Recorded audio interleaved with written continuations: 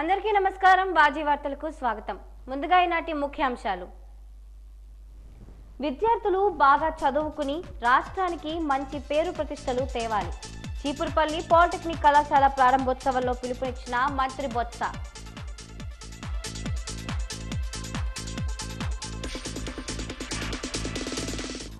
అనునిత్యం రక్తమోడుతున్న రహదారులు. ప్రజల ప్రాణాలతో చెలగాటమాడుతున్న రహదారి భద్రతపై వాజీ ప్రత్యేక కథనం.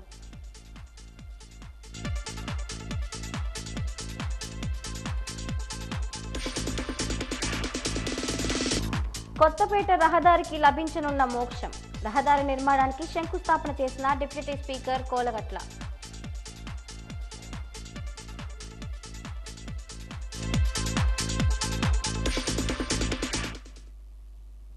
ఇప్పుడు పూర్తి వివరాలను పరిశీలిద్దాం. విద్యార్థులు బాగా చదువుకుని రాష్ట్రానికి తల్లిదండ్రులకు గొప్ప పేరు తేవాలని రాష్ట్ర విద్యాశాఖ మంత్రి బొత్స సత్యనారాయణ కోరారు. కేజీ నుంచి పీజీ వరకు ప్రపంచ స్థాయి ప్రమాణాలతో ప్రభుత్వం రాష్ట్రంలో అత్యున్నత విద్యను అందిస్తోందని, దానిని సద్వినియోగం చేసుకోవాలని సూచించారు. సుమారు 8 కోట్ల రూపాయలతో నిర్మించిన చీపురుపల్లి గద్దె బాబురావు ప్రభుత్వ పాలిటెక్నిక్ కళాశాల నూతన భవనాన్ని ప్రారంభించి మాట్లాడుతూ, విద్యార్థులు విద్యాభ్యాసం జరుగుతున్న సమయంలోనే జీవితానికి ఒక లక్ష్యాన్ని నిర్దేశించుకోవాలని సూచించారు.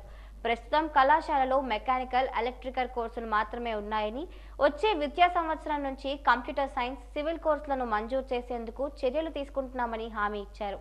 అలాగే కళాశాలకు అదనపు ఫ్యాకల్టీ, ఆఫీస్ స్టాఫ్, హాస్టల్ మంజూరు చేస్తామని, క్యాంపస్ రిక్రూట్మెంట్ సౌకర్యాన్ని పెంచుతామని చెప్పారు. ఇక నుంచి ప్రతి 6 నెలలకు ఒకసారి కళాశాలకు వచ్చి విద్యార్థుల సమస్యలను తెలుసుకుంటామని అన్నారు. ఎంపీ బెల్లాన చంద్రశేఖర్ మాట్లాడుతూ, మంత్రి బొత్స సత్యనారాయణ కృషితో ఈ కళాశాల ఎంతగానో అభివృద్ధి చెందిందని అన్నారు. తన ఎంపీ నిధులు 10 లక్షల రూపాయలతో కళాశాల ప్రాంగణంలో అథ్లెటిక్ ట్రాక్ ను ఏర్పాటు చేస్తున్నట్లు తెలిపారు. సాంకేతిక విద్య ప్రిన్సిపల్ సెక్రటరీ సురేష్ కుమార్ మాట్లాడుతూ, సాంకేతిక నిపుణులకు అపార ఉద్యోగ అవకాశాలున్నాయని చెప్పారు. ఈ కార్యక్రమంలో మాజీ ఎమ్మెల్యే గద్దె బాబురావు తదితరులు పాల్గొన్నారు.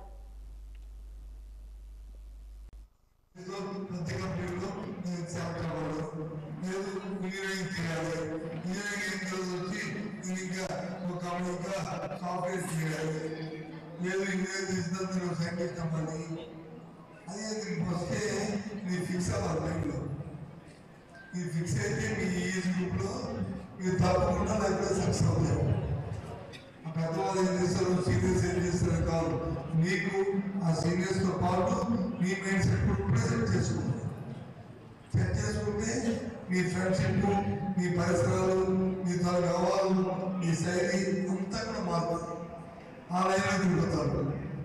100 మంది కాదు, అప్పుడు ఏం చేస్తావు, నీతో పాటు ఎవరైతే ఆ లైన్ వాళ్ళతో ఉంటారో నీ ఫ్రెండ్షిప్ చేస్తావు, వాళ్ళతో నువ్వు వెళ్తావు. ఆ తర్వాత నీ తలకు ఇంటికి వెళ్ళిన కూడా అదే. ఎన్నో ఏళ్లగా అస్తవ్యస్తంగా ఆటంకాల నడుమ మగ్గిన అంబటి సత్రం కొత్తపేట నీళ్ల ట్యాంక్ జంక్షన్ ప్రధాన రహదారికి మోక్షం లభించనున్నట్లయింది. ఈ రోజు రహదారి నిర్మాణానికి డిప్యూటీ స్పీకర్ కోలగట్ల వీరభద్రస్వామి శంకుస్థాపన చేశారు. R&B నిధులు 3.50 కోట్ల రూపాయలు, కార్పొరేషన్ నిధులు 93.50 లక్షలతో రహదారి నిర్మాణానికి చర్యలు చేపట్టారు. దీంతో చుట్టుపక్కల ప్రాంత ప్రజలు తమ హర్షాన్ని వ్యక్తం చేశారు. పండగ వాతావరణంలో శంకుస్థాపన కార్యక్రమాన్ని నిర్వహించారు. అంబటి సత్రం నుండి మేళతాళాలు, డప్పు వాయిద్యాలతో నీళ్ల ట్యాంక్ జంక్షన్ వరకు ర్యాలీగా వెళ్లి అక్కడ శిలాఫలకాన్ని ఆవిష్కరించారు. ఈ సందర్భంగా డిప్యూటీ స్పీకర్ కోలగట్ల వీరభద్రస్వామి మాట్లాడుతూ, ఈ రహదారి పనులు పూర్తయితే నగరంలో ప్రధాన రహదారుల సమస్య తీరినట్లవుతుందని అన్నారు. ఈ కార్యక్రమంలో mayor Vijayalakshmi, deputy mayor Laya Yadav, floor leader SVV Rajesh తదితరులు పాల్గొన్నారు.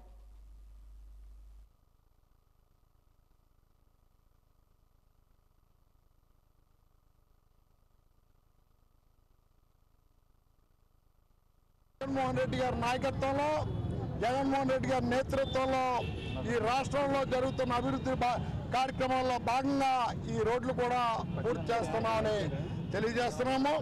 అలానే ఈ 4 సంవత్సరాల 9 నెలల కాలంలో విజయనగరంలో ప్రజలకు కావాల్సిన మౌలిక సదుపాయాలన్నీ ఏర్పాటు చేశాము. మంచినీటి సమస్య తీర్చాము. సుమారు 10 వాటర్ ట్యాంకులు నిర్మాణం చేశాము. అలానే సందుల్లో రోడ్లు వేసాం, కాలువలు నిర్మాణం చేశాము. లైటింగ్ కొత్త పోల్స్ సుమారు ఒక 1200 పోల్స్ విజయనగరం పట్టణంలో కొత్త నూతన పోల్స్ వేసాము. జంక్షన్లు అభివృద్ధి చేశాము, చెరువులు అభివృద్ధి చేశాము, పార్కులు అభివృద్ధి చేశాము. రాష్ట్రంలోనే ఏకైక మహిళా పార్కు విజయనగరం నిర్మాణం చేసుకున్నాము. ఇండోర్ స్విమ్మింగ్ పూల్తో సహా ఈరోజు మహిళలకి ఆ పార్క్ ఉపయోగపడుతుంది. 2 రోజులకు ఒక రోజు మంచినీరు ఇస్తూ ఎవ్వరూ కూడా ఎండాకాలంలో మంచినీటి కోసం ఇబ్బందులు పడకూడదని చెప్పడం జరిగింది. ఇంకా ఎక్కడైనా సమస్యలు ఉంటే పూర్తి స్థాయిలో ఆ సమస్యల్ని పరిష్కరించడానికి ఈ ప్రభుత్వం సిద్ధంగా ఉందని ఈ సందర్భంగా తెలియజేస్తూ ప్రజలందరినీ కోరుతున్నాం, మరొకసారి రాష్ట్రంలో జగన్మోహన్ రెడ్డి గారిని ముఖ్యమంత్రి చేయండి, ఇక్కడ మమ్మల్ని శాసనసభ్యులు చేయండి. విజయనగరం నియోజకవర్గంలో సమస్యలు లేని విజయనగరంగా తయారు చేస్తామని జగన్మోహన్ రెడ్డి గారి నేతృత్వంలో జరుగుతున్న సంక్షేమ కార్యక్రమాలు ప్రజల చెంతకు చేరే సమయంలో ఎక్కడ ఒక రూపాయి లంచగొండితనం లేకుండా పరిపాలన జరుగుతుందని ఈ సందర్భంగా తెలియజేస్తూ ఎక్కడైనా రూపాయలు లంచం అడిగారంటే వైఎస్ఆర్ కాంగ్రెస్ పార్టీకి ఓటు వేయకండి అని ధైర్యంగా చెప్పగలుగుతున్నామని. విజయనగరం జిల్లాకు ప్రభుత్వ క్యాన్సర్ ఆసుపత్రి అవసరం ఉందని ముఖ్యమంత్రి జగన్మోహన్ రెడ్డి వెంటనే మంజూరు చేసి క్యాన్సర్ బాధితులను ఆదుకోవాలని విజయనగరం జిల్లా ప్రభుత్వ క్యాన్సర్ ఆసుపత్రి సాధన సమితి అధ్యక్షుడు భీశెట్టి బాబ్జీ కోరారు. 2021 నుండి ప్రజా సంఘాలతో కలిసి జిల్లాకు ప్రభుత్వ క్యాన్సర్ ఆసుపత్రి రావాలని కోరుతూ క్యాన్సర్ ఆసుపత్రి సాధన సమితి ద్వారా బాబ్జీ ఉద్యమం కొనసాగిస్తున్నారని, గత ఏడాది చేసిన ఉద్యమంలో అశోక్ గజపతిరాజు, కొనతాల రామకృష్ణ వంటి వారు వచ్చి మద్దతునిచ్చిన విషయాన్ని ప్రస్తావించారు. ఈ రోజు ప్రపంచ క్యాన్సర్ దినోత్సవం సందర్భంగా స్థానిక మయూరి జంక్షన్ లో దీక్షను చేపట్టి బాబ్జీ మాట్లాడుతూ జిల్లాలో ప్రతి 50 ఇళ్లలో ఒకరికి క్యాన్సర్ వ్యాధి ఉన్నట్లు సర్వేలు చెబుతున్నాయని, శ్రీకాకుళం, పార్వతీపురం, విజయనగరం జిల్లాలో ఎవరికి క్యాన్సర్ వ్యాధి ఉన్నా విశాఖపట్నం వెళ్లాల్సిన అవసరం ఉందని, ఈ 3 జిల్లాల్లో సమయానికి వైద్యం అందక చాలా మంది చనిపోతున్నారని, ముఖ్యంగా మహిళల్లో గర్భాశయ ముఖద్వార రొమ్ము క్యాన్సర్లు ఎక్కువగా ఉన్నాయని, యువత కూడా తీవ్రంగా క్యాన్సర్ బారిన పడి చనిపోతున్నారని, విజయనగరం జిల్లాలో అత్యవసరంగా కీమోథెరపీ, రేడియోథెరపీ, క్యాన్సర్ స్క్రీనింగ్ కేంద్రం కావాలని భీశెట్టి బాబ్జీ డిమాండ్ చేశారు. ప్రపంచ క్యాన్సర్ దినోత్సవం సందర్భంగా విజయనగరం జిల్లాలో ప్రజా సంఘాలు, రాజకీయ పార్టీలు, పార్టీలకు అతీతంగా విజయనగరం జిల్లాకి ప్రభుత్వ క్యాన్సర్ ఆసుపత్రి కావాలని ఒక దీక్ష చేస్తున్నాం. ఇదే దీక్ష గత సంవత్సరం ప్రభుత్వ క్యాన్సర్ ఆసుపత్రి కావాలని ఇక్కడే చేయడం కూడా జరిగింది. శ్రీకాకుళం, మన్యం జిల్లా, విజయనగరం జిల్లాలో చాలామంది మహిళలు రొమ్ము క్యాన్సర్తో, గర్భాశయ క్యాన్సర్తో, చాలామంది యువత గొంతు క్యాన్సర్తో వైద్యం అందక కొంతమంది, డబ్బులు చాలక కొంతమంది చచ్చిపోతున్నారు. ఈ పరిస్థితిలో విజయనగరం జిల్లాకి ఒక ప్రభుత్వ క్యాన్సర్ ఆసుపత్రి కావాలన్నది మా డిమాండ్. విశాఖపట్నంలో 2 ప్రభుత్వ క్యాన్సర్ హాస్పిటల్ ఉంటుండగా ముఖ్యమంత్రి జగన్మోహన్ రెడ్డి గారు 3వది కూడా శాంక్షన్ చేశారు. ఆ 3వది ఇక్కడ పెట్టమని కోరుతున్నాం. ఎందుకంటే గిరిజన ప్రాంతంలో గొంతు cancer, cervical cancer, breast cancer ఉన్న మహిళలు ఎక్కువ మంది ఉన్నారు. అట్లాగే శ్రీకాకుళంలో ఉన్నారు, అలాగే విజయనగరంలో ఉన్నారు. ఈ క్యాన్సర్ పేషెంట్లందరూ కూడా బడుగు బలహీన వర్గాలకు చెందిన వాళ్ళే. వీళ్ళకి కీమోథెరపీ కావాలి, రేడియోథెరపీ కావాలి, మెమోథెరపీ కావాలి, దీంతో పాటుగా స్క్రీనింగ్ సెంటర్ కావాలి. ఈ 3టికి సరిపోయే వేదిక మనకు విజయనగరం పెద్ద ఆసుపత్రి త్వరలో ఖాళీ అయిపోతుంది. అది మెడికల్ కాలేజీలోకి వెళ్ళిపోతుంది. 16.5 ఎకరాల పైచీలకు పెద్ద ఆసుపత్రి ఖాళీగా ఉంటుంది. అందులో 2 కోట్ల రూపాయలు ఖర్చు పెడితే స్క్రీనింగ్ సెంటర్ కానీ, కీమోథెరపీ కానీ, రేడియోథెరపీ కానీ, మెమోథెరపీ కానీ పెట్టచ్చు. పెద్ద స్థాయిలో ఉన్న అంకాలజీ డాక్టర్లు తీసుకొస్తే బడుగు బలహీన వర్గాలకు అందుబాటులో క్యాన్సర్ ఆసుపత్రి ఉంటుంది.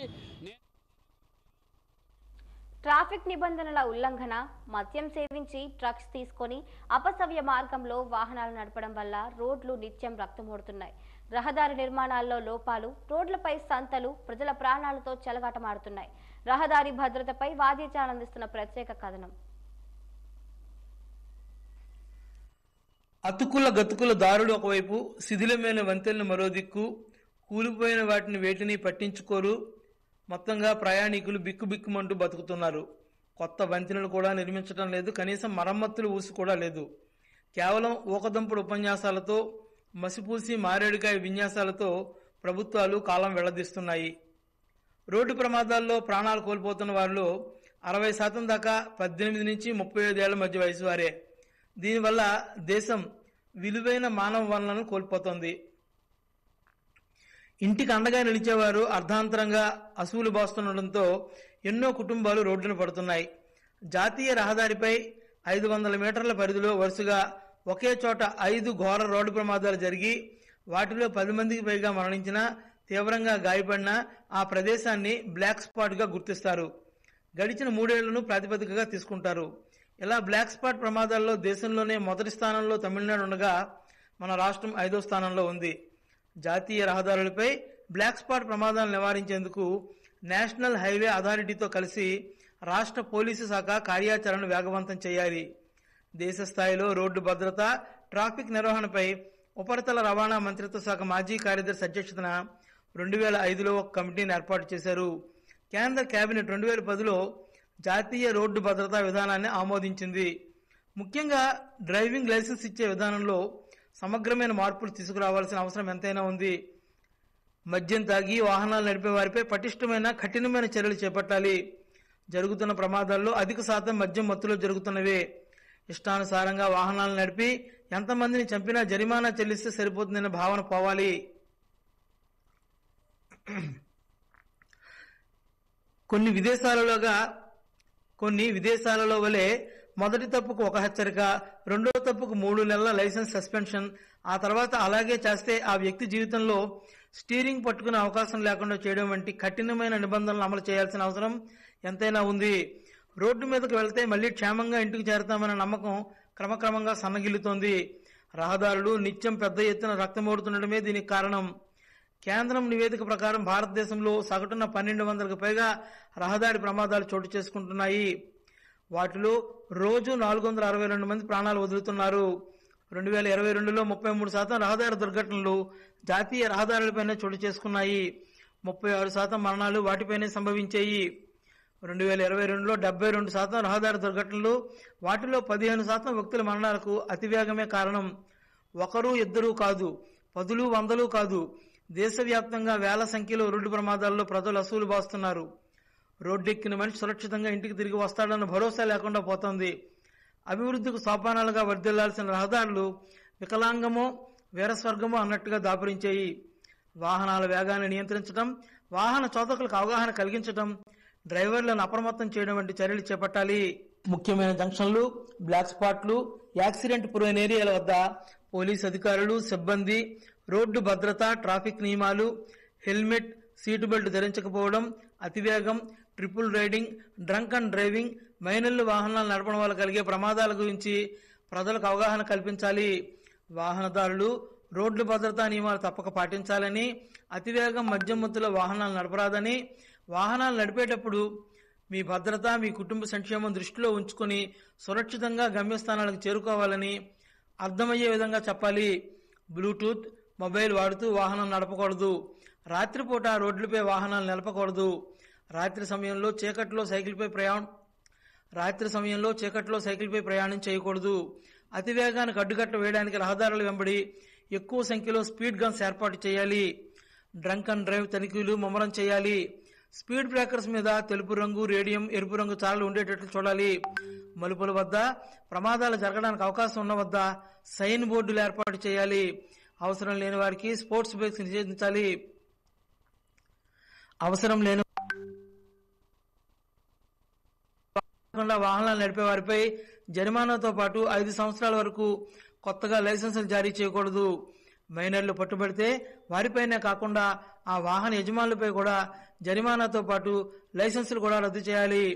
కళాశాలను సందర్శించి స్పోర్ట్స్ బైకులు కనిపిస్తే ఆయా కళాశాలల యాజమాన్యాలపై కూడా చర్యలు తీసుకోవాలి. లేదంటే కనీసం వారికి కౌన్సిలింగ్ చేయాలి. రహదారి ప్రమాదాలు తగ్గాలంటే లైసెన్స్ విధానం కఠినతరం చేయాల్సిన అవసరం ఎంతైనా ఉంది.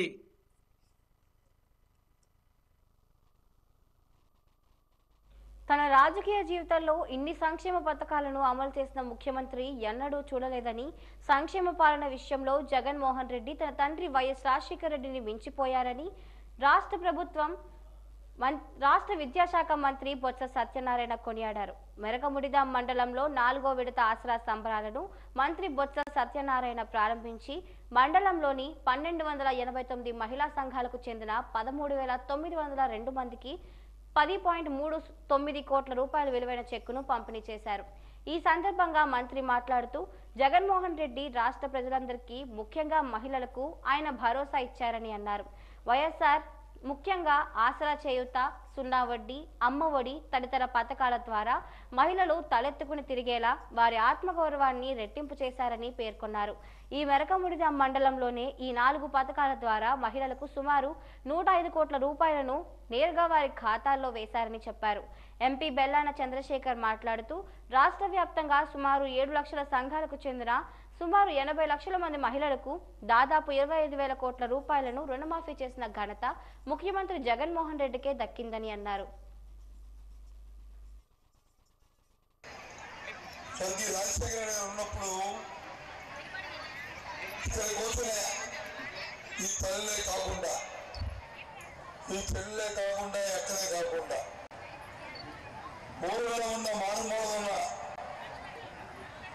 ముసలి కూడా పెద్దవారు కూడా అందరూ కూడా ఆయన ప్రభుత్వంలో ఎంతో హాయిగా, ఎంతో ధైర్యంగా, ఎంతో నమ్మకంగా బతికే సందర్భం మనం అలా చూసాం ఆ మహానుభావుడు తల్లి పరిపాలనలో.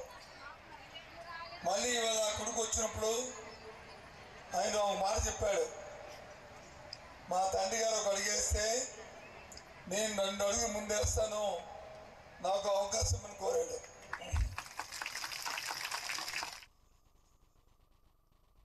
భారత రాజ్యాంగ నిర్మాత బిఆర్ అంబేద్కర్ ఆశయాలను ప్రజల్లోకి తీసుకువెళ్లేందుకు ప్రతి ఒక్కరూ కృషి చేయాలి. అంబేద్కర్ కొందరివాడు కాదు, అంబేద్కర్ అందరివాడు. ఇలా తరచూ బిఆర్ అంబేద్కర్ కోసం పాలకులు, ప్రజాప్రతినిధులు అందరూ సందేశాలు ఇవ్వడం మనం చూస్తూ ఉంటాం. అంబేద్కర్ ఆశయాలను, ఆయన స్ఫూర్తిని ప్రజల్లోకి తీసుకువెళ్లేందుకు విగ్రహాలు కూడా ఏర్పాటు చేయడం మనం చూస్తున్నాం. అయితే అంబేద్కర్ అంటే విగ్రహాలేనా?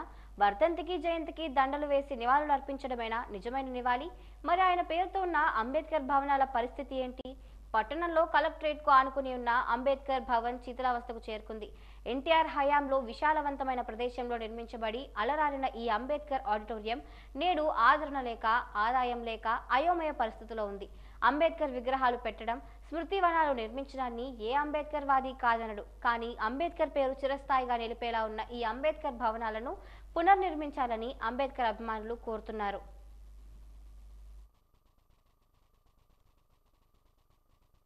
మరి డిడి సునీల్ రాజ్ కుమార్ ఉండేటప్పుడు కూడా మరి చాలాసార్లు అధికారులకు కానీ లేకపోతే రాజకీయ నాయకులకు కానీ తెలియజేయడం జరిగింది.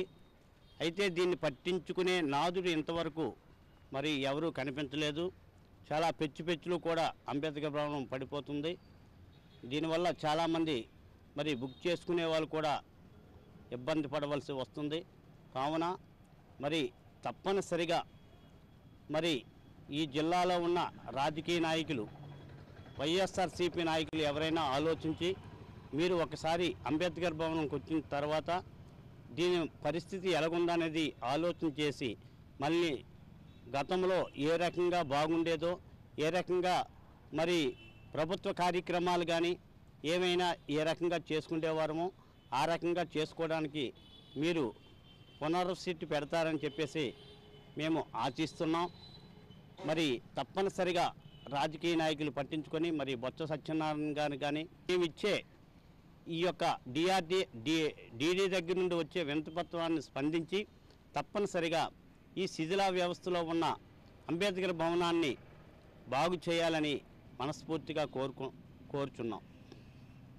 డాక్టర్ బిఆర్ అంబేద్కర్ గారిని ఈరోజు ప్రపంచమంతా నవభారత రాజ్యాంగ నిర్మాతను కొనియాడుతూ ఆయన పేరున ప్రపంచ జ్ఞాన దినోత్సవంగా ఈరోజు ప్రకటిస్తున్నటువంటి సమయంలో మరి ఈరోజు మనం అంబేద్కర్ గారి పేరు మీద ఏర్పాటు చేయబడినటువంటి అంబేద్కర్ భవనాలు పరిశీలిస్తే విజయనగరంలో అత్యంత ప్రతిష్టాత్మకంగా ఏర్పాటు చేయబడినటువంటి మరి డాక్టర్ బిఆర్ అంబేద్కర్ గారి యొక్క కళ్యాణ మండపం మరి మన కలెక్టర్ ఆఫీస్ ప్రాంగణం దగ్గరలోనే ఉంది, కోతవేడు దూరంలో ఉంది. ఆ యొక్క ప్రాంగణము అత్యంత దయనీయమైన స్థితిలోనికి వెళ్ళిపోయింది. సో డాక్టర్ బిఆర్ అంబేద్కర్ పేరంటేనే ఆత్మగౌరవము, చైతన్యశీలమైనటువంటి భవనము ఈరోజు సమావేశాలు పెట్టుకోనియకుండా ఇప్పటికే ఆ యొక్క బిల్డింగ్ రీసౌండ్ వచ్చిందని చాలాసార్లు కంప్లైంట్ చేసినా అది సమావేశాలు పెట్టుకుని అనుకూలంగా లేదని తెలియజేశాము. అందులో ప్రభుత్వము అధికారికంగా ప్రోగ్రాలు చేయడం మానేశారే తప్ప భవనాన్ని పట్టించుకోవడం కూడా పూర్తిగా నిర్లక్ష్యం చేశారు. ఆ భవనం ఇప్పుడు పెచ్చులు పడిపోతుంది, నీరు కారిపోతుంది. భవనం చుట్టూ అత్యంత భయంకరమైనటువంటి అపరిశుభ్రత విలయతాండం చేస్తూ ఉంది. భవనాలు అభివృద్ధి చేయడం కోసం మరి రాష్ట్ర ప్రభుత్వాలు అంబేద్కర్ భవనాలని పునర్నిర్మాణం చేయడం కోసం బడ్జెట్ కేటాయించాలి. కేటాయిస్తున్నట్లు ఎస్సీ ఎస్టీ సప్లైన్ చట్టంలో దాని ప్రకారం నిధులు కేటాయిస్తున్నా మరి విజయనగరం పరిస్థితి జిల్లాకు వచ్చేటప్పటికి విజయనగరం పట్టణంలో ₹1 కూడా ఈ యొక్క అంబేద్కర్ భవనాన్ని పునర్నిర్మాణానికి కానీ దాన్ని పునరుద్ధరించడానికి కానీ దాని మరమ్మతులు చేయకపోవడానికి కానీ ప్రభుత్వ అధికారులు చాలా నిర్లక్ష్యం వహిస్తూ ఉన్నారు. పాలక పక్షాలు కూడా స్థానిక ఎమ్మెల్యేలు కూడా రాజకీయంగా దళిత ఆదివాసీలను వాడుకుంటున్నారే తప్ప దళిత ఆదివాసీలకు బహుజనులకు చైతన్య దీప్తైనటువంటి అంబేద్కర్ భవనాన్ని దాన్ని అభివృద్ధి చేయడంలో వెనుకంజ ఉన్నారు, నిర్లక్ష్యం వహిస్తూ ఉన్నారు.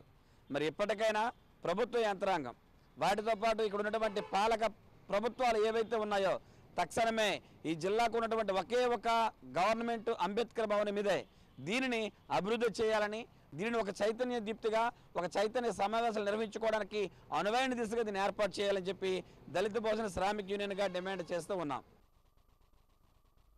విజయనగరం జిల్లా బొండపల్లి భువి లేఅవుట్లో 4వ విడత ఆసరా సంబరాలు నిర్వహించారు.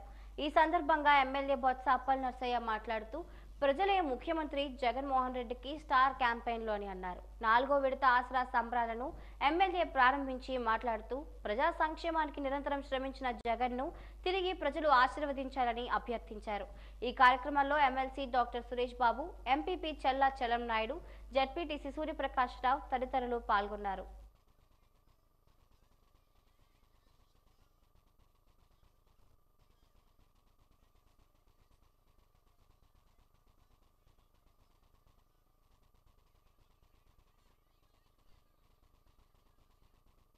ఈరోజు ప్రతి స్కూల్ కూడా టీవీలు పెట్టి ప్రపంచ జ్ఞానం మీ పిల్లలకి అందించే విధంగా ఈరోజు జగన్మోహన్ గారు ప్రయత్నం చేస్తున్నారు. ప్రపంచ జ్ఞానాన్ని ఈరోజు అందించే విధంగా అదే మీ పిల్లలే ఈరోజు స్కూల్స్ ఏ విధంగా ఉన్నాయా ఆ విధంగా కావాలా? విద్యను వ్యాపారంగా మార్చిన చంద్రబాబు నాయుడు కావాలో ఒకసారి ఆలోచన చేయండి. ఈరోజు రాజకీయాలు అనేది పక్కన పెట్టండి. గ్రామాల్లో రాజకీయాలు అనేవి మీ సర్పంచులకో లేకపోతే మీ ఎంపీసీలకో అప్పుడు చూసుకోండి. అంతేగాని ఈరోజు జగన్మోహన్ రెడ్డి గారు ముఖ్యమంత్రిగా చేసుకోకపోతే మన జీవితాలు మన పిల్లల జీవితాలు మనం నాశనం చేసుకోవాలని చేస్తున్నారని చెప్తే ఆలోచన ఇక్కడ ప్రతి తల్లికి అక్కడికి చేయడానికి రావాలి. అందుకే ఈరోజు జగన్మోహన్ రెడ్డి గారికి రాష్ట్రానికి ఒక యువకుడిగా మీరు అవకాశం ఇచ్చారు కాబట్టి ఆయనకున్న తెలివితేటకి హ్యాండ్సప్ చెప్పాలి. కూడా ఆయనకున్న ముందు చూపు మనందరూ హ్యాండ్సప్ చెప్పాలి.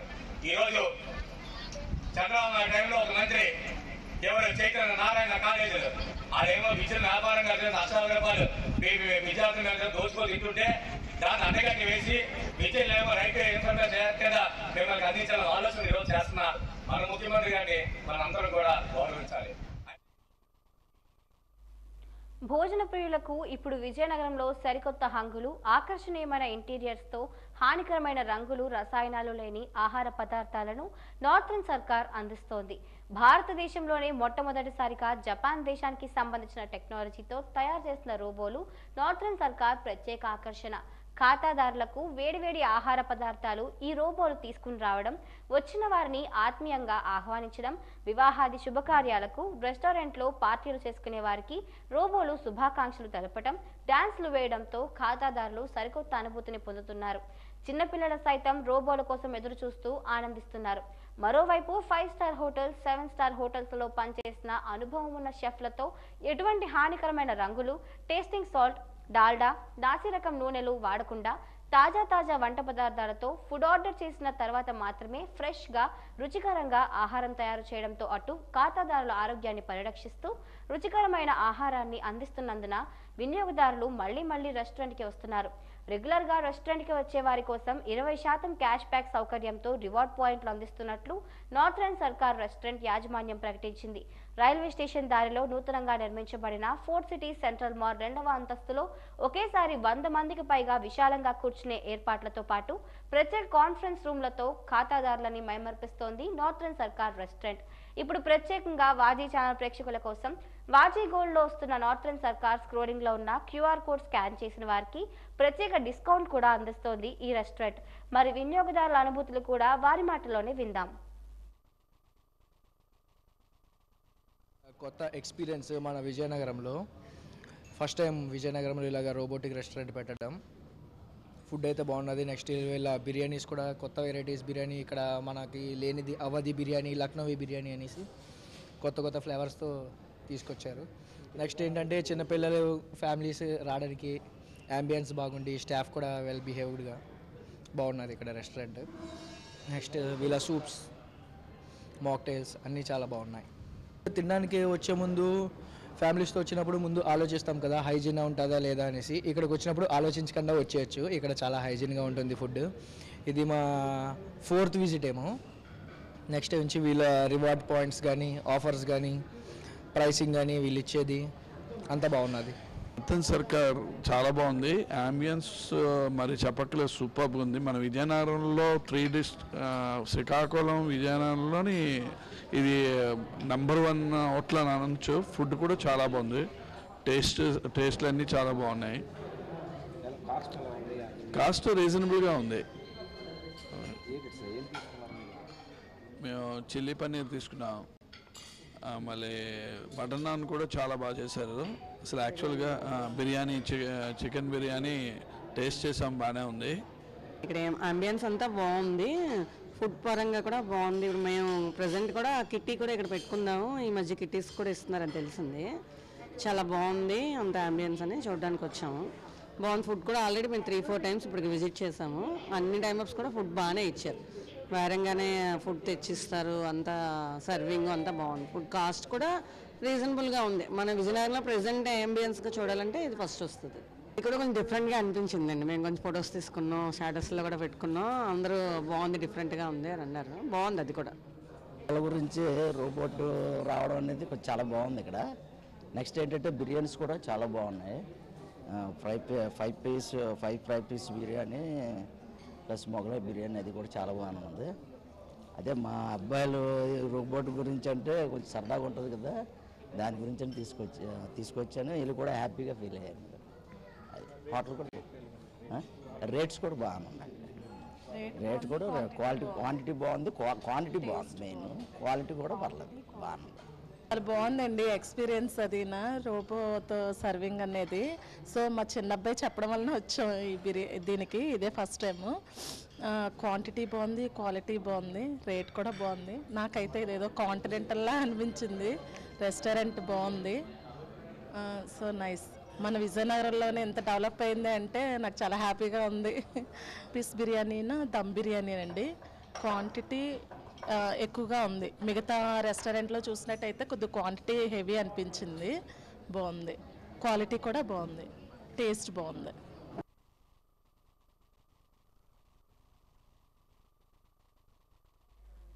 గంట్యాడ మండల పరిషత్ సర్వసభ్య సమావేశం గంట్యాడలో ఎంపీపీ పీరుబండి హైమావతి అధ్యక్షతన జరిగింది. ఈ సందర్భంగా ఎంపీపీ హైమావతి మాట్లాడుతూ ప్రజాప్రతినిధులు, అధికారులు సమన్వయంతో గ్రామాలను అభివృద్ధి పథంలో నడిపించాలన్నారు. సభ్యులు తెలియజేసిన సమస్యలను సకాలంలో పరిష్కరించాలని అధికారులకు ఆమె ఆదేశించారు. ఈ సమావేశంలో శాఖల వారీగా ప్రగతిపై సమీక్ష జరిగింది. సమావేశంలో జిల్లా ఎస్సీ సెల్ చైర్మన్ జైహింద్ కుమార్, ఎంపీడీఓ భవానీ, తహసీల్దార్ నీలకంఠేశ్వర్ రెడ్డి తదితరులు పాల్గొన్నారు.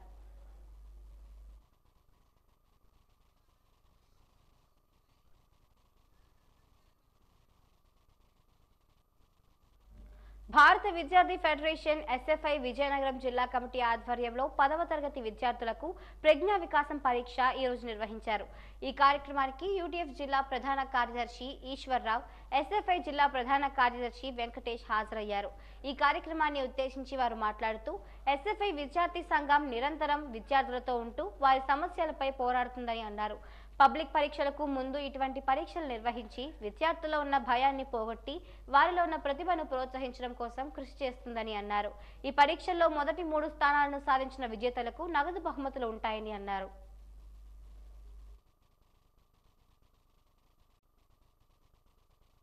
ఈరోజు ఫిబ్రవరి 4న జిల్లా వ్యాప్తంగా 10th క్లాస్ విద్యార్థులకి వారి పబ్లిక్ ఫీర్ను దూరం చేయడం కోసం ఎస్ఎఫ్ఏగా ప్రజ్ఞా వికాస్ పరీక్ష పెట్టడం జరుగుతుంది. ఈరోజు కస్ప స్కూల్ వేదికగా ఇది జరుగుతుంది. అలాగే అన్ని ప్రాంతాలంటే సెంటర్లు ఇవ్వడం జరిగింది. ఈ పాటికే దీనికి దాదాపు 6,000 మంది పైగా విద్యార్థులు రాస్తూ ఉన్నారు. ఇది ఎస్ఎఫ్ఏకి ఇచ్చిన ఆదరణగా మేము భావిస్తాను. ముఖ్యంగా 10th క్లాస్ విద్యార్థులకి ఈ సందర్భంగా మేము తెలియజేయండి ఏమనగా రానున్న సమయం చాలా తక్కువ ఉంది కనుక ఇబ్బంది పడకుండా టైం మేనేజ్మెంట్ చేసుకొని బాగా చదవండి, ఎగ్జామ్స్కి ప్రిపేర్ కావాలని చెప్పి మీ ఎస్ఎఫ్ఐగా విజ్ఞప్తి చేయాలనుకుంటున్నాం. దీని యొక్క ముఖ్య ఉద్దేశం కూడా అదే. అలాగే భవిష్యత్తులో అప్డేట్కి సంబంధించి కెరీర్ కౌన్సిలింగ్ సంబంధించి ఇటువంటి సహకారం కావాలని ఎస్ఎఫ్ఐగా అందించదని. ప్రాణాలతో చెలగాటమాడుతున్న క్యాన్సర్ వ్యాధి పట్ల ప్రతి ఒక్కరూ అవగాహన పెంపొందించుకోవాలని పీఎంపీ వైద్యుల సంఘం జిల్లా అధ్యక్షుడు పేరి రామయ్య పంతులు విజ్ఞప్తి చేశారు. ప్రపంచ క్యాన్సర్ దినోత్సవాన్ని పురస్కరించుకుని పట్టణంలో ర్యాలీ నిర్వహించారు. ఈ సందర్భంగా నగరంలోని కోటకూడలి వద్ద రామయ్య పంతులు మాట్లాడుతూ కొన్నేళ్లుగా క్యాన్సర్ వ్యాధులు పెరిగిన కారణంగా జిల్లా కేంద్రంలో ప్రభుత్వ క్యాన్సర్ ఆసుపత్రిని ఏర్పాటు చేయాలని విజ్ఞప్తి చేశారు. అందుబాటులో క్యాన్సర్ ఆసుపత్రి లేక రోగులు అవస్థలు పడుతున్నారని పేర్కొన్నారు. పాదచారులకు వాహన చదువుకులకు కరపత్రాలను పంపిణీ చేశారు.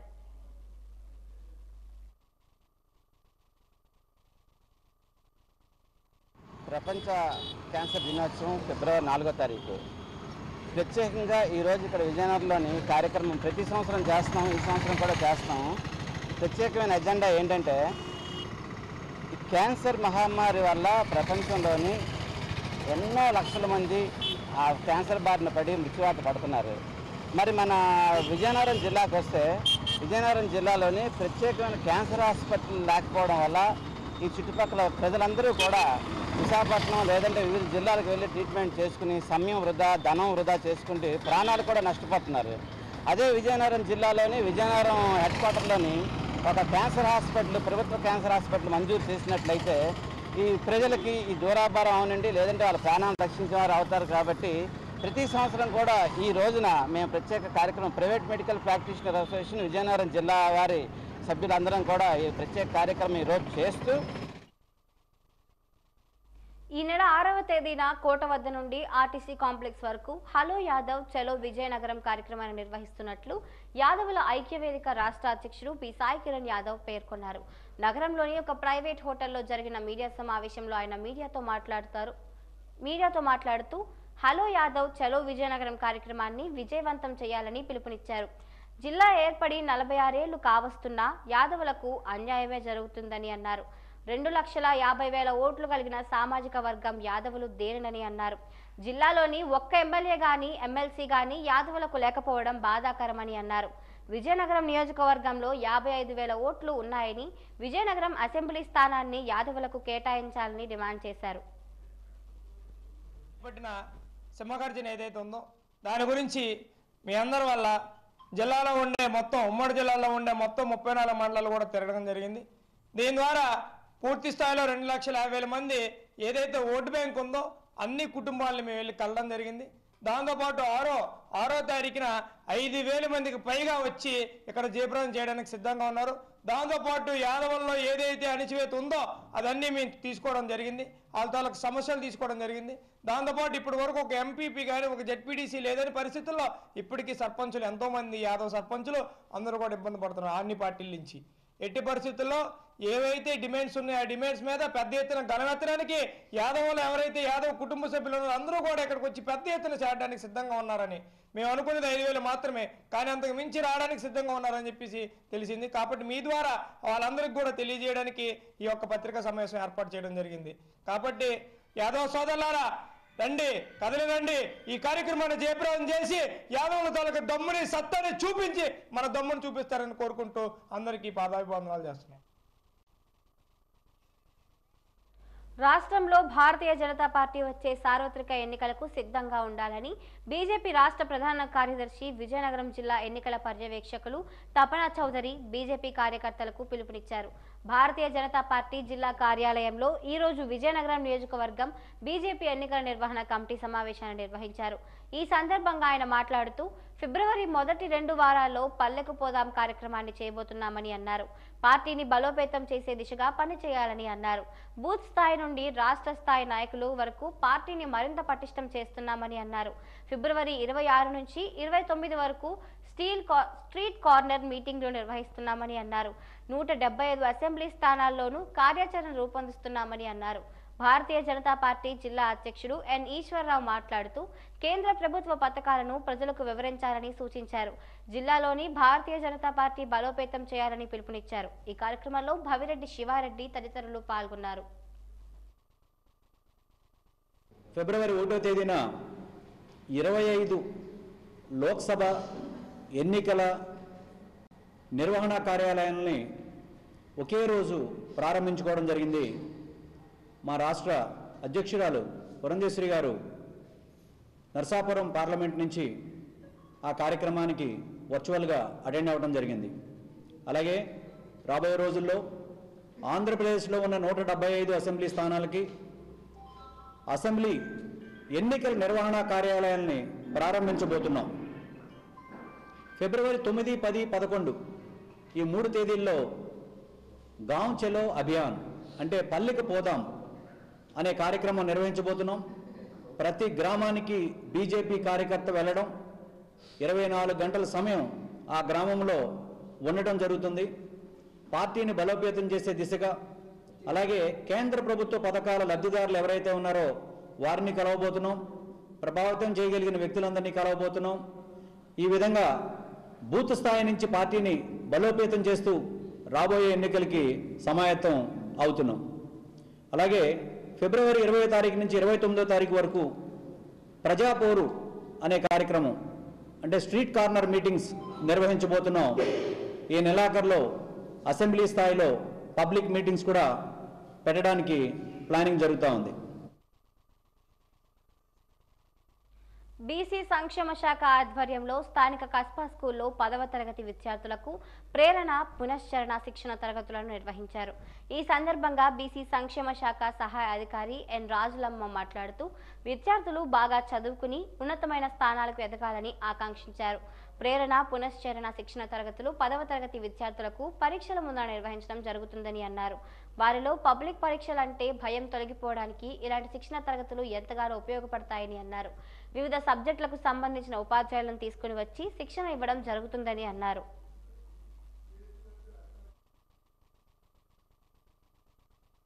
బీసీ సంక్షేమ శాఖ ఎవ్రీ ఇయర్ కూడా విద్యార్థుల యొక్క ప్రేరణ పునరుచ్చరణ తరగతుల్ని కండక్ట్ చేస్తున్నాము.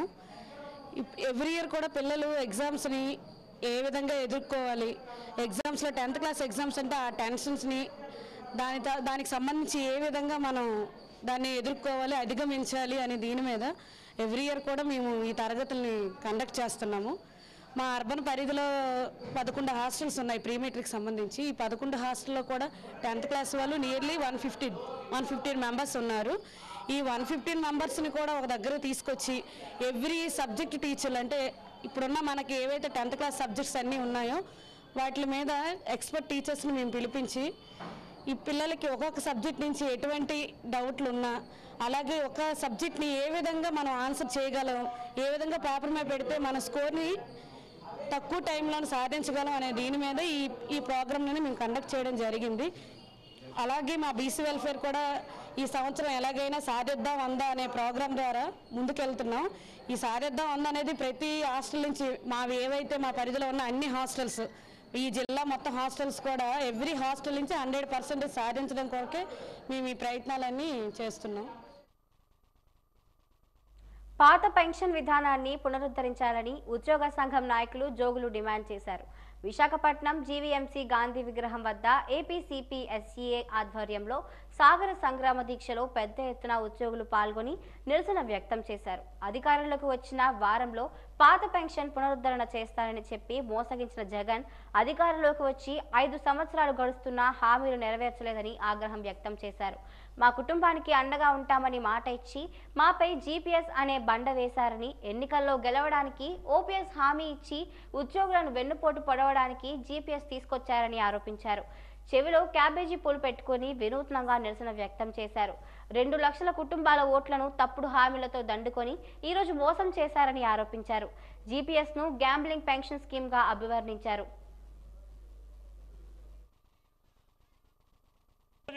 చేపట్టినటువంటి సాగర సంగ్రామ దీక్ష అనేది సీఎం జగన్మోహన్ రెడ్డి గారు తన పాదయాత్రలో 118 సార్లు ఇడుపులపై నుంచి ఇచ్చాపురం వరకు చేసినటువంటి పాదయాత్రలో సిపిఎస్ రద్దు చేస్తాను, నేను వచ్చినటువంటి వారం రోజుల్లో సిపిఎస్ రద్దు చేస్తానన్నటువంటి హామీని విస్మరించి ఈరోజు మోసపూరితమైనటువంటి హామీని మాకిచ్చి ఆ రోజు మా యొక్క 2 లక్షల కుటుంబాల ఓట్లని దండుకొని ఈరోజు కొత్తగా జీపీఎస్ అనేటువంటి గ్యాంబ్లింగ్ పెన్షన్ స్కీమ్ అనే విధానాన్ని ప్రవేశపెడుతూ, అది కూడా ఆ రోజు ఎవరైతే మీతో నడిచారో, ఆ రోజు మీతో ఎవరైతే ప్లకార్డ్స్ పట్టించుకున్నారో, ఆ రోజు మీరు ఎవరికైతే హామీ ఇచ్చారో అటువంటి వారిని విడమరిచి మీరు మాట ఇస్తే మడమ తిప్పనని చెప్పి విశ్వనీతికి మారిపోయారని చెప్పి ఇవన్నీ కూడా చెత్త కుప్పలు పడేసి ఈరోజు కొత్తగా జీపీఎస్ విధానాన్ని తీసుకొచ్చారు. అది కూడా కనీసం సిపిఎస్లో ఉన్నటువంటి ఎంప్లాయీస్ ఎవరైతే ఉన్నామో వాళ్ళని పిలిచి కనీసం వారు నచ్చిందా లేదా అని కూడా మీ నిరంకుశమైనటువంటి ధోరణితో జీపీఎస్ విధానం మా మీద వృద్ధి ఈరోజు జీపీఎస్ విధానంలో ఉండండి అని చెప్తా ఉన్నారు. మరి మీరు ఆ రోజు చెప్పింది ఏమిటి? సిపిఎస్ విధానాన్ని రద్దు చేస్తాను, పాత పెన్షన్ విధానాన్ని ఇస్తానని చెప్పారు. మరి ఈ రోజు మీరు చేసేది ఏమిటి? కాబట్టి మేము రాష్ట్రంలో ఉన్నటువంటి ఈ 4 లక్షల కుటుంబాలు సిపిఎస్ ఉద్యోగ కుటుంబాలు, అలాగే మిగతా ఉద్యోగ ఉపాధి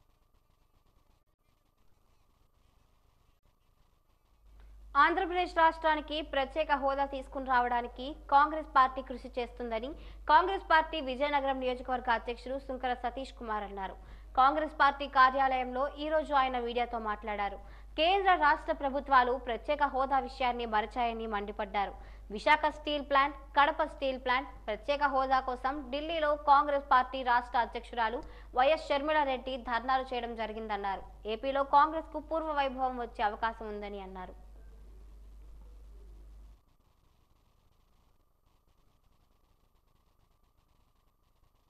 ఆ రోజు కాంగ్రెస్ ప్రభుత్వం అధికారులు ఉండేటప్పుడు ఈ ఆంధ్ర రాష్ట్ర విభజన చేయడం జరిగింది. అందులో పార్లమెంట్లో కూడా ఈ హామీలను ప్రత్యేక హోదాని ఇచ్చే అంశాలను, అందులో తగ్గ ప్యాకేజీలు అన్నీ కూడా ఆ రోజు పొందుపరచడం జరిగింది. అవన్నీ కూడా ఈరోజు బీజేపీ ప్రభుత్వం అధికారంలో రాకముందు 10 సంవత్సరాలైనా స్పెషల్ స్టాటస్ ఉండాలని తిరుమల తిరుపతి దేవస్థానం అయినటువంటి తిరుపతిలో సభలో ఆ రోజు ఒప్పుకోవడం జరిగింది. ఆ రోజు అధికారం వచ్చిన తర్వాత అసలు ఆంధ్రప్రదేశ్ గురించి ఆలోచించే పరిస్థితి ఎక్కడ కూడా కేంద్ర ప్రభుత్వం తీసుకోలేదు. అందులో భాగంగా మన రాష్ట్ర ప్రభుత్వం కూడా ఆ రోజు మమ్మల్ని మేము గెలిపిస్తే కేంద్ర ప్రభుత్వం మెడలు ఉంచేనా ప్రత్యేక హోదాని, ప్రత్యేక హామీలను తీసుకొస్తామని కూడా ఆ రోజు ప్రజల్లోకి వెళ్ళి అధికారంలోకి రావడం చూసాం. ఆ తర్వాత కూడా వాళ్ళు కూడా బీజేపీ ప్రభుత్వాన్ని ఎక్కడ అడిగే పరిస్థితి అయితే ఎక్కడ కనిపించలే.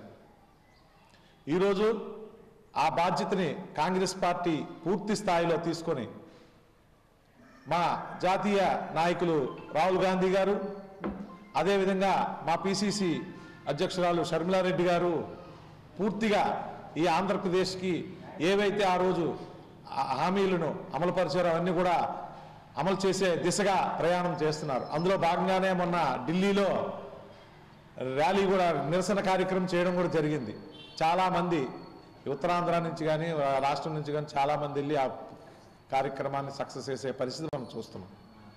ఈరోజు కాంగ్రెస్ ప్రభుత్వం మాత్రమే, కాంగ్రెస్ పార్టీ మాత్రమే ఈ ఆంధ్ర రాష్ట్రానికి మళ్ళీ పూర్వవైభవం తేగలదన్న ఉద్దేశంతో ఆ రోజు రాహుల్ గాంధీ గారు కూడా 2024లో ప్రధానమంత్రి అయితే ఫస్ట్ సంతకం ప్రత్యేక హోదా మీదే చేస్తానని కూడా హామీ ఇవ్వడం జరిగింది. వాజీ వార్తలు ముగిసే ముందు ముఖ్యాంశాలు మరొకసారి. విద్యార్థులు బాగా చదువుకుని రాష్ట్రానికి మంచి పేరు ప్రతిష్టలు తేవాలి. చీపురుపల్లి పాలిటెక్నిక్ కళాశాల ప్రారంభోత్సవంలో పిలుపునిచ్చిన మంత్రి బొత్స.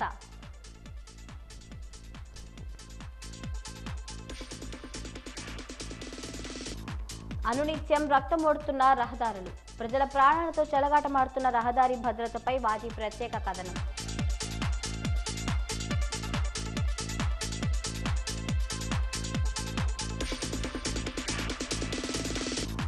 కొత్తపేట రహదారికి లభించనున్న మోక్షం, రహదారి నిర్మాణానికి శంకుస్థాపన చేసిన డిప్యూటీ స్పీకర్ కోలగట్ల.